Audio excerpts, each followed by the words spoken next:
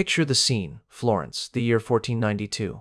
In the middle of a crowded square, a young woman stands bound by coarse ropes that have already cut deep into her wrists. Her head, once crowned with flowing hair, is now butchered to the scalp, uneven tufts clinging to skin raw with blood. The icy February air bites at her half-exposed body, while hundreds of townspeople gather to watch. Rotten fruit and stones arc through the air, smashing against her face as jeers and curses rain down. Children laugh as they hurl pebbles, cheered on by parents who whisper that this is what happens to wicked women. A priest stands elevated above the mob, his voice rising with verses about sin and divine punishment, each word stoking the frenzy. Her crime is not proven betrayal, but accusation, a husband's word driven by greed and desire for someone younger. No trial, no evidence, only judgment. And this moment is not the worst fate women have faced. Across history, in every empire, accusations of infidelity led to punishments so brutal that even death was considered mercy. What you are about to hear are the most brutal punishments for cheating women in history. 3,800 years ago, in the cradle of civilization, the Babylonians carved their laws into stone. Among the 282 decrees of King Hammurabi lay several that dictated the fate of women accused of infidelity. These punishments were not mere sentences. They were theater, rituals meant to show that the gods themselves had judged the accused. And at the center of this theater stood the river ordeal, a trial that carried with it almost certain death. Law 132 declared, if a wife was accused of adultery but not caught in the act, she must hurl herself into the river. If she drowned, guilt was proven. If she survived, the gods had shown her innocence. On paper, it looked like divine justice. In practice, it was engineered execution dressed as holy law. At dawn, the community gathered along the banks of the Euphrates. Merchants, farmers, soldiers, children, all pressed together to watch. The accused woman was dragged forward, stripped of her clothing, her hands bound behind her back. Sometimes, stones were tied to her ankles to ensure that even the strongest swimmer would sink. The priests, robed in ceremonial dress, raised their arms and called upon Enki, the river god, to reveal the truth. And then, without mercy, she was hurled into the rushing current. The spectacle was as much about the crowd as it was about the accused. Families wagered how long she would struggle before the water consumed her. Some prayed aloud, others shouted curses. For most, it was entertainment wrapped in religion. The woman thrashed against her bindings, her hair floating like dark weeds, her cries swallowed by the water. Few survived. The river was strong, and with hands bound and rocks dragging her down, the outcome was inevitable. If she drowned, her body was left in the river for 3 days, a ritual interval so as not to anger the gods. When at last her bloated remains surfaced, they were hauled to the shore and displayed publicly, a grim warning to other women. The corpse did not receive burial rites. To bury her would honor her. Instead, she was left to rot until the stench became unbearable, or scavengers carried her away piece by piece. But here lay the cruel genius of the ordeal. Even if she lived, her life was finished. To return from the river was not freedom, but another kind of death. The community had watched her stripped, thrown, and mocked. Her children were marked as impure, her property seized, her name ruined forever. No man would dare associate with her for fear of sharing her shame. Surviving the river meant living in exile, alive in body but socially annihilated. Archaeological discoveries confirmed this grim legacy. Near ancient riverbanks, mass burial sites have been unearthed, their skeletons overwhelmingly female. Many show signs of drowning, bones bound with rope still intact, stones lying beside them like mute witnesses. Scholars estimate that thousands of women perished under Hammurabi's reign alone, their deaths neatly disguised as divine verdicts. And yet the practice spread. The Assyrians adopted it, the Hittites followed, and echoes of the ordeal resurfaced in European witch trials 3,000 years later. Always the same premise: let water decide. Always the same result: women destroyed under the pretense of justice. The ordeal was brutally efficient because it weaponized both nature and religion. Water, in Mesopotamian belief, was sacred, a channel between gods and mortals. By casting a woman into it, Society claimed it was not men, but deities delivering judgment. This absolved the community of guilt. Her death was framed as divine choice, not human cruelty. But in truth, it was calculated to be unwinnable. Bound hands, weighted limbs, a current no human could withstand. The outcome was fixed before the ritual began. Clay tablets from ancient Sumer record the despair of women awaiting the river. One fragment reads, "I call to Inanna, though I know the waters will claim me. Tell my daughter's silence is their only safety." Another, scrawled by a scribe, notes, "Her husband tires of her. The river is his solution. The gods are his excuse." These words, preserved across millennia, reveal what official law tried to hide, that the river was not about truth, but about disposal. A convenient way to rid society, or a household, of an unwanted woman.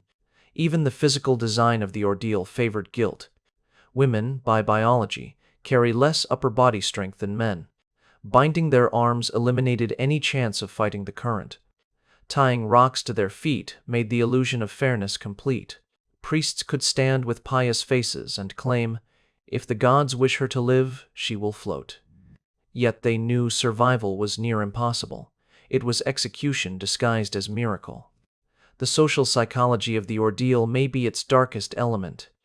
Communities gathered eagerly for these events, turning human suffering into a public festival. Vendors sold food along the riverbanks. Children sat on their fathers' shoulders to get a better view. Bets were placed on how long the accused would thrash before sinking. The punishment was as much about binding the community together in cruelty as it was about punishing the accused. By making neighbors complicit in her destruction, dissent was silenced. Anyone who might sympathize had already cheered, thrown fruit, or placed a wager. Their own actions locked them into the system. The Babylonian ordeal was also deliberately gendered. Men accused of infidelity faced fines or temporary exile. Women faced the river. The asymmetry is stark and intentional. Male transgression was viewed as weakness, female transgression as existential threat. By making examples of women, society preserved male dominance, cloaking it in religious duty. The message was clear: a woman's fidelity was not just to her husband, but to the social order itself. Any hint of independence, any whisper of desire, was punished with death or humiliation.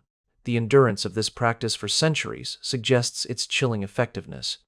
Fear spread more efficiently than law. Mothers warned daughters with stories of drowned women. Husbands kept control not just with threats, but with the visible memory of neighbors who had been dragged to the river and never returned. The ordeal ensured obedience not only from the punished, but from every woman who witnessed or heard of it. Even today, echoes remain. In some rural traditions, water is still invoked as a symbol of purity and trial. Stories of women proving their chastity by ordeal survive in folklore. Though the laws of Hammurabi are no longer enforced, the logic behind them, that women must bear the brunt of moral policing, continues in modern forms of punishment, honor killings, acid attacks, and ritual shaming. The river ordeal may be ancient history, but its shadow is alive in the present. To the Babylonians, the river was divine. To the women who faced it, it was a death sentence written in water. Every splash, every gasp, every silence beneath the current carried the same message. Society would rather drown its women than allow them freedom. In ancient Rome, law and cruelty often walked hand in hand, especially when it came to women accused of betrayal. The Roman household revolved around the paterfamilias, the male head of the family who held absolute power over everyone under his roof, wives, children, even slaves. His authority stretched to the power of life and death. And when it came to adultery, the law gave men not just permission, but encouragement to transform accusation into punishment. Roman law under Augustus, particularly the Lex Julia de Adulteriis Coercendis, formally allowed husbands to kill wives caught in the act. But killing, paradoxically, was seen as mercy. More often, the punishment was meant to be slow, visible, and unforgettable. It was not enough for a woman to die. She had to be destroyed as a public symbol, her body turned into a walking warning for all who might dare stray. The most infamous punishment was rhinotomy, the slicing off of the nose.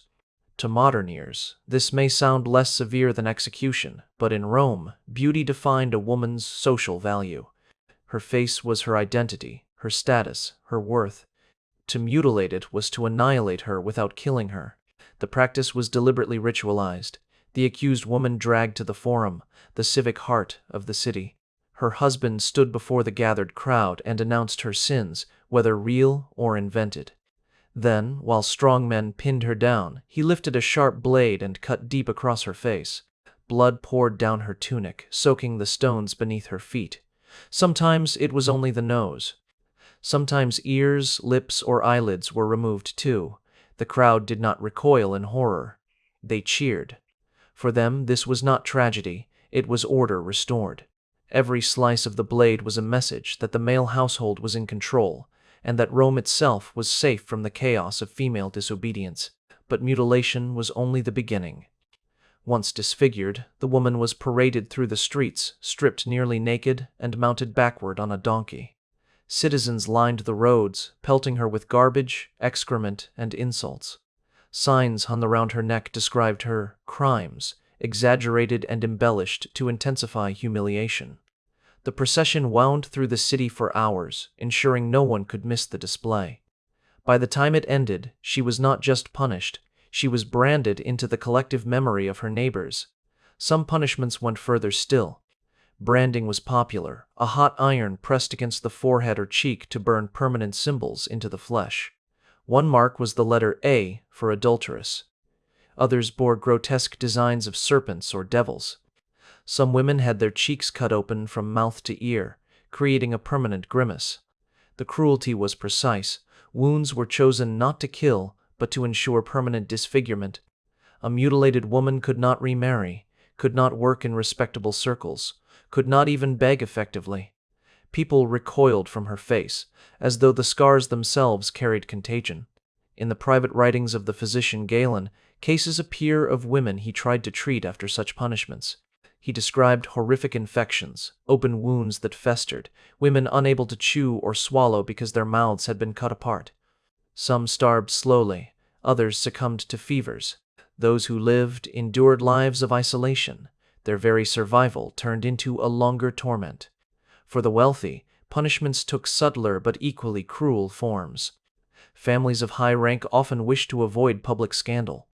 Their solution was forced suicide, dressed up as honor but rooted in the same brutality.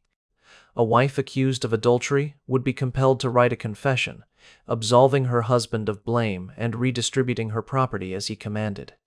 Only then would she be permitted to take poison or bleed to death in a warm bath. The spectacle was kept behind garden walls, but the cruelty remained intact. The woman's final act was not her own, it was choreographed by the man who condemned her. Roman culture did not just tolerate this violence, it mocked it.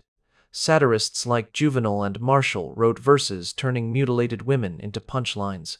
They described noseless wives as unable to smell their own disgrace. Graffiti uncovered in Pompeii lists the names of punished women, alongside crude drawings of their disfigurements. These were not hidden in shame, they were celebrated as comedy, scrawled onto public walls for all to laugh at. The result was a society where sympathy itself became dangerous. To pity a disfigured woman was to risk suspicion. To question her punishment was to challenge the authority of both husband and state. By laughing at her, by mocking her, by painting her shame onto walls, the community sealed its complicity. Roman punishment also reveals something deeper about the fears of the time. For men, adultery was a personal failing, a weakness to be mocked but not punished with severity. For women, it was treated as a crime against the very foundation of society. The asymmetry is glaring. Men might pay a fine, face temporary exile, or at worst endure a brief scandal. Women were mutilated, paraded, erased. Why? Because Roman society saw women's sexuality as dangerous, something that had to be policed, suppressed, and controlled.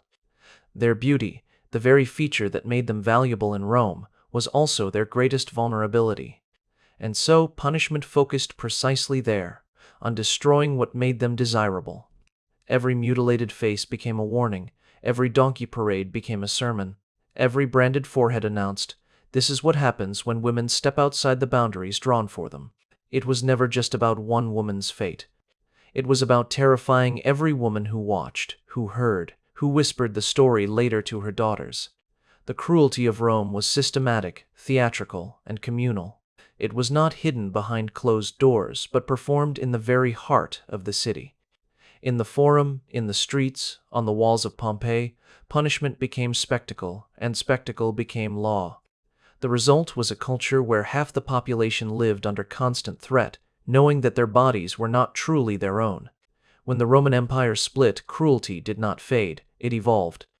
In Byzantium, the beating heart of the Eastern Empire, accusations of adultery became public theater, staged not just to punish the woman, but to preach to the masses. Punishment was no longer a matter of swift execution or simple mutilation. It became spectacle, ritual, and prolonged humiliation designed to mark a woman forever. In Constantinople, adulteresses were subjected to the infamous parade of shame. At dawn, the woman was stripped completely naked.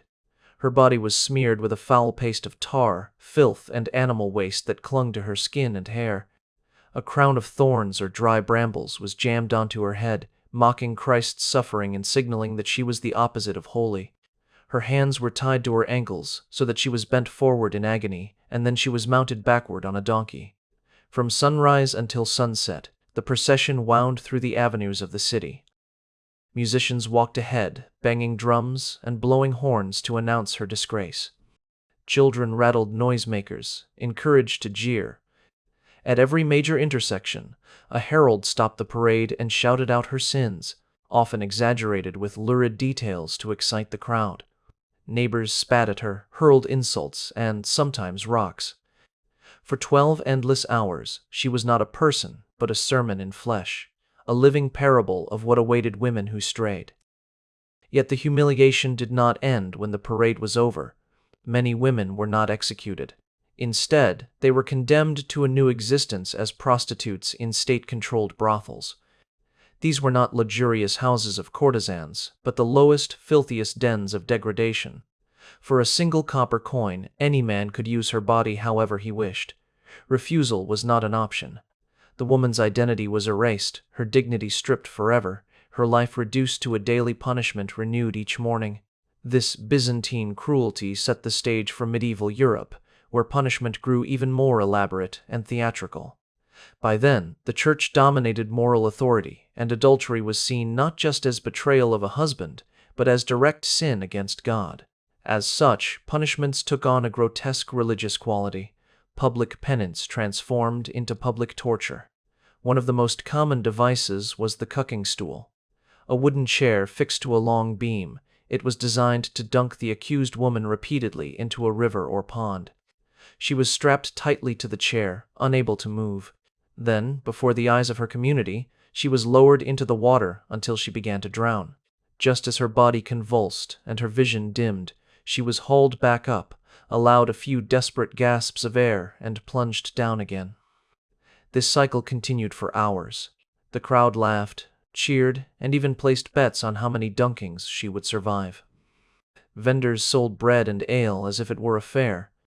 Children were told to watch closely so they would remember what happened to women who forgot their place. Survival was rare, but even those who lived faced further degradation. Their heads were shaved, not neatly but violently, hair yanked out in clumps until the scalp bled. Sometimes tar was poured over the raw skin and covered with feathers, creating a grotesque parody of beauty. Branding followed, not just a single mark, but elaborate symbols burned into flesh. A woman might have an A for adulteress carved onto her forehead, while serpents and devils were seared into her thighs or breasts. Each burn was applied slowly, the iron heated to the perfect temperature to ensure scars that would never fade. Another favored device was the brank, or scold's bridle. A metal cage fitted over the head, it pressed a spiked plate down onto the tongue, making speech impossible and eating agonizing. The woman was paraded through the streets wearing the contraption, drool and blood dripping from her mouth, reduced to moans that echoed through the iron. The device was not simply punishment. It was silencing embodied, a literal crushing of her voice so she could never protest her treatment. The stocks and pillory added yet another layer of torment. Locked into a wooden frame in the town square, the woman was bent at an uncomfortable angle, trapped for days. But she was not only displayed, she was offered to the crowd. Men groped and assaulted her openly. Women slapped and spit at her. Children pelted her with stones. She could not fight back, could not even shield herself from blows. Every passerby became her executioner, every insult another cut. But medieval cruelty reached its most terrifying peak with the fire. Burning at the stake became the ultimate punishment for adultery when combined with witchcraft, heresy, or threats to noble bloodlines. Fire was seen as divine purification, flesh turned to ash, rising as smoke to heaven. But the process was anything but merciful. Before execution, the woman was tortured into confession. Red-hot pincers tore at her skin.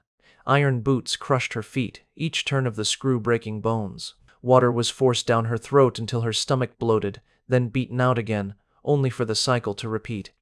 Only when she signed or recited her confession was the spectacle allowed to proceed. On the day of death, she was dressed in a sulfur-soaked shift, marched through the streets one final time, and tied to a stake surrounded by carefully arranged bundles of wood. The executioners were skilled craftsmen of death.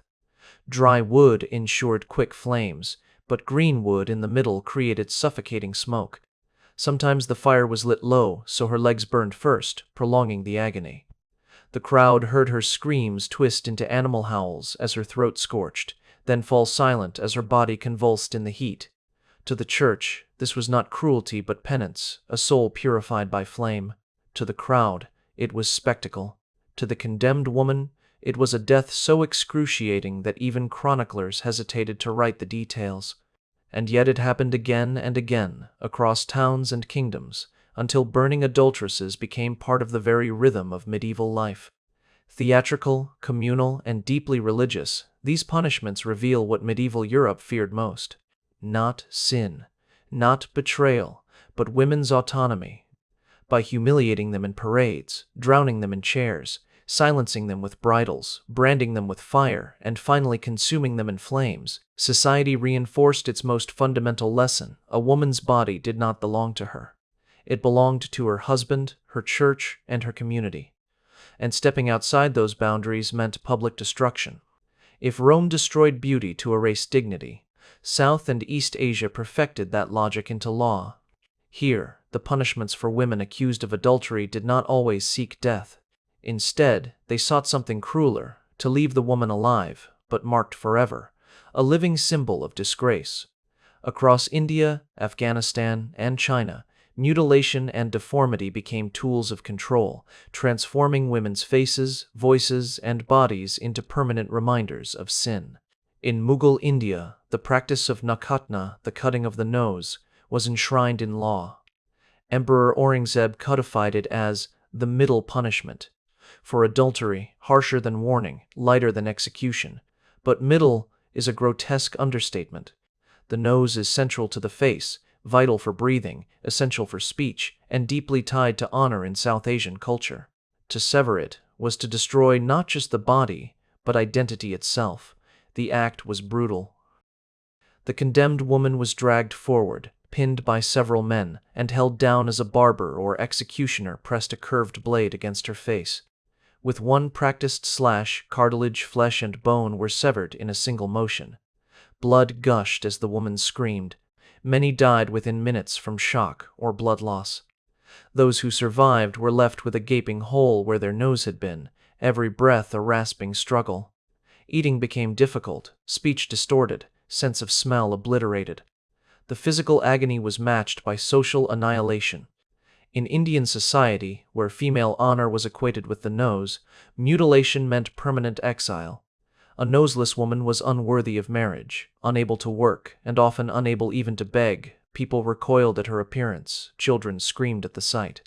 Survivors were reduced to shadows, hidden away in back rooms, fed scraps by families ashamed of them. British colonial officers who recorded these punishments described seeing women bleeding on the roadside, their faces hacked away by their own husbands. One account tells of a teenage girl, only 16, who had smiled at a man who was not her husband. Her husband cut not only her nose but her upper lip, leaving her teeth exposed in a grotesque skeletal grin. The cruelty spread beyond India. In Afghanistan and parts of Pakistan, nose-cutting evolved into a catalogue of mutilations. Husbands and executioners sliced off ears, lips, even eyelids. Some cut away a woman's breasts, declaring them instruments of sin. Others chopped fingers joint by joint, mocking the idea that those hands had touched another man. The woman's body became a text, each mutilation a word spelling out her supposed crimes. And because the punishment did not kill, she lived as a walking warning, her body mutilated into a permanent lesson for others. Threat was as powerful as action. In many homes, special knives were kept in plain sight, reminders to wives of what would happen if they strayed. Mothers whispered to daughters about noseless women hidden in rooms, teaching them early that their beauty, their very faces, were fragile gifts controlled entirely by men. If India and Afghanistan targeted the face, China went after the very foundation of mobility, the feet. For centuries, Chinese culture practiced foot binding, a brutal custom in which girls' feet were broken and reshaped into the so-called golden lotus, an ideal of 3 inches. This practice itself was a form of lifelong torture. But for women accused of adultery, foot binding became punishment amplified to monstrous levels. Normally, binding began in childhood, but adulteresses faced rebinding in adulthood. Their already deformed feet were broken again, arches snapped in multiple places, toes folded completely beneath the sole. Tight bindings cut off circulation, leading to rot and gangrene. Women screamed for days as the process continued. Infection spread up their legs, flesh blackened and fell away. The smell of decay marked them as surely as any brand. But this was not simply cruelty for cruelty's sake, it was control. Crippled feet ensured a woman could barely move from room to room, let alone meet a lover. Her body became her prison. Punishment extended beyond mutilation. Many adulteresses were sold into brothels that specialized in women with destroyed feet. They were caged and displayed, their mutilated limbs proof of their disgrace. Men paid not for pleasure but for degradation, enjoying the chance to exploit women already condemned by society. Traveling exhibitions even carried such women from town to town, forcing them to retell their stories for money, while crowds jeered and mocked their twisted steps. This fusion of physical torture and social humiliation turned punishment into profit. Communities earned revenue from the misery of women. Religious and local authorities justified it as moral correction, while ordinary people consumed it as entertainment. Medical texts from the Ming and Qing dynasties reveal the irreversible damage. Physicians wrote of women whose feet rotted away, who lived in constant agony, who screamed from phantom pain decades after the bindings were removed. The body never forgot, nor did the mind. Women raised in cultures that prized bound feet had already endured pain. But adulteresses, punished with re-breaking and decay, lived lives of relentless torment. Their every step agony, their every glance from others, a reminder of disgrace. The comparison across regions is striking. In India and Afghanistan, the face was destroyed, the visible marker of beauty. In China, the feet, the foundation of independence. In all cases, punishment robbed women not only of physical function but of social identity. A noseless woman was unmarriageable. A limping, footless woman could never escape. A mutilated woman carried her crime on her body forever, seen by everyone, erased as a person. What unites these punishments is the decision not to kill. Death ends pain. These societies wanted something worse. They wanted women alive, degraded, and useful as cautionary examples. Their mutilated bodies served as warnings, their suffering recycled generation after generation. Today, echoes persist. In rural Afghanistan, nose-cutting remains a threat. In parts of South Asia, acid attacks replace blades but follow the same logic: destroy the face, erase the woman. In cultural memory, these practices linger, shaping how women are policed and controlled. South and East Asia remind us that punishment does not always mean death. Sometimes it means life without dignity, survival as a scar, existence as a permanent wound. Women in these societies were not only condemned in their own lifetimes, they became tools of control long after, their mutilated faces and broken feet turned into living monuments of fear. By the late Middle Ages, Europe's obsession with punishing adulteresses reached new heights of cruelty. If Babylon drowned women in rivers and Rome disfigured their faces, medieval Europe engineered punishments that combined spectacle, prolonged suffering, and the deepest human fears.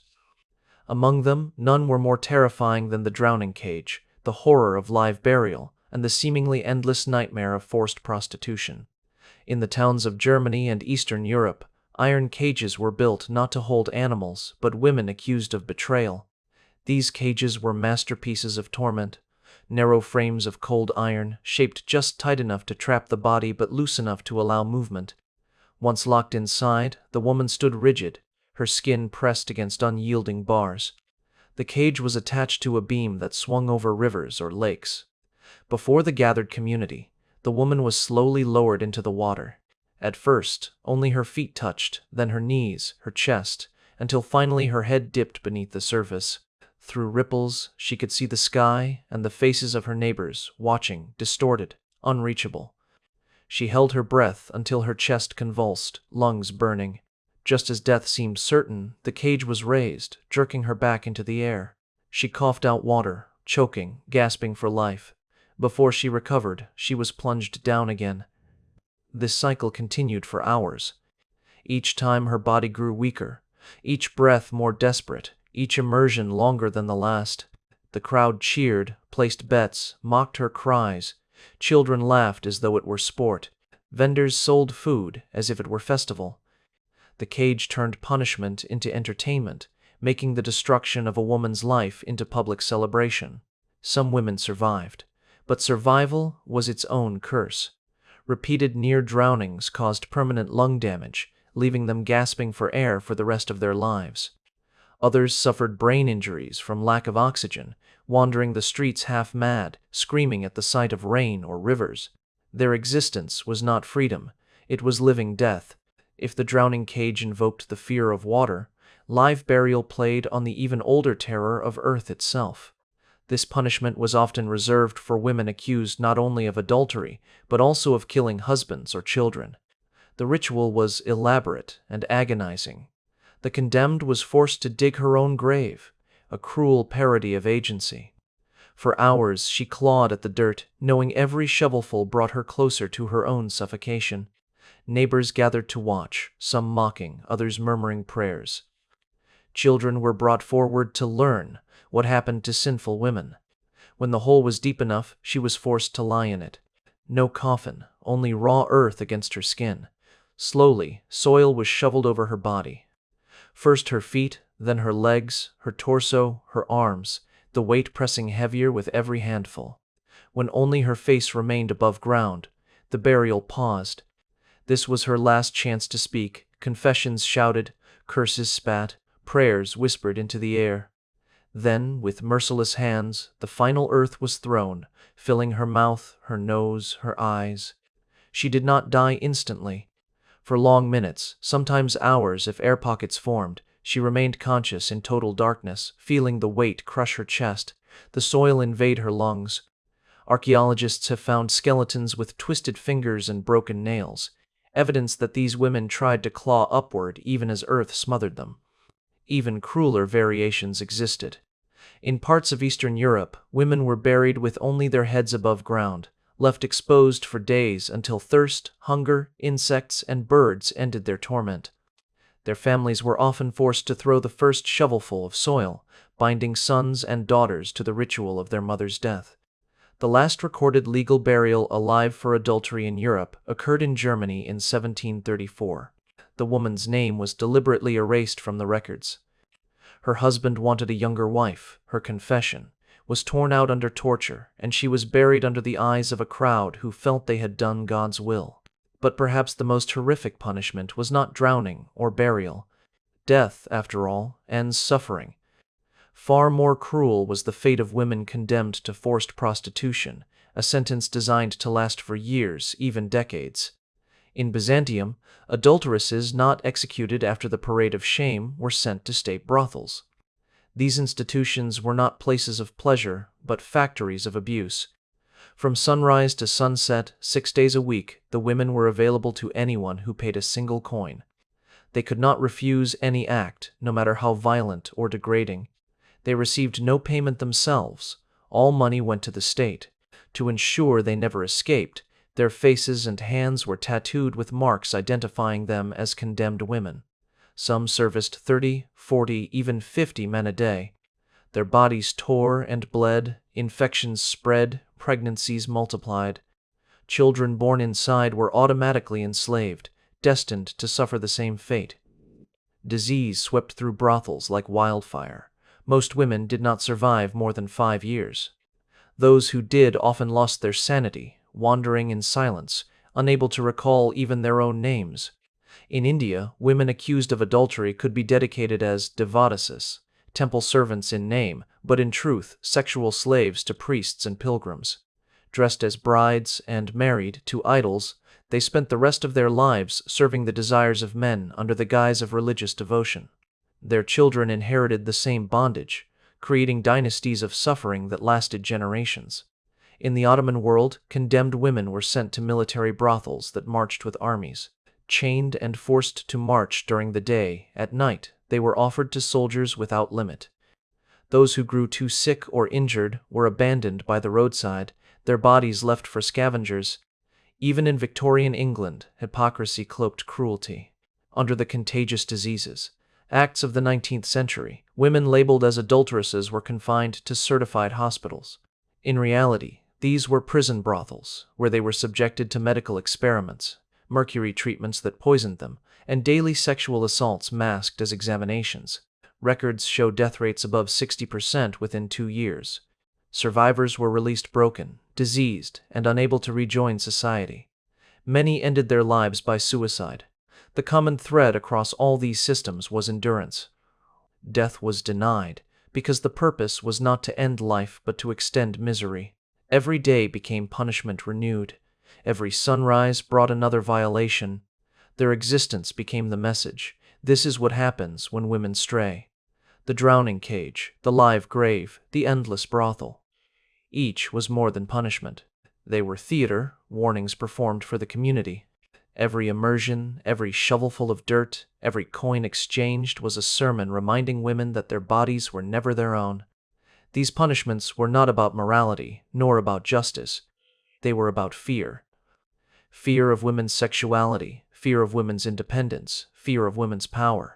And so societies built cages, dug graves, and filled brothels to destroy what they feared most. From the muddy rivers of Babylon to the blazing stakes of Europe. From the mutilated faces of India to the broken feet of China, the story has always been the same. Accusation alone was enough to destroy a woman. Truth was irrelevant. Evidence unnecessary. Her life, her beauty, her very existence could be taken from her with a single word. These punishments were never about morality. They were never about protecting marriage or defending religion. They were about power, about control, about ensuring that every woman lived in fear, that her body was not truly her own, that her choices could never be free. Men who strayed faced fines, embarrassment, maybe exile. Women faced mutilation, drowning, fire, slavery. This double standard reveals the truth. Adultery was not the crime. Being female was. Every punishment told society's fears. Drowning and burial alive revealed terror of women's desire as a force of nature that had to be smothered. Mutilation exposed fear of women's beauty as dangerous power. Forced prostitution showed the dread of women's agency by turning it into its opposite. The rituals, the crowds, the priests, the neighbors, all made complicit, all taught to participate in cruelty disguised as justice. And what is most chilling, these practices are not ancient relics buried in history. Stoning is still legal in more than a dozen countries. Nose-cutting survives in parts of Afghanistan and Pakistan. Acid attacks scar women across South Asia. Honor killings occur every year.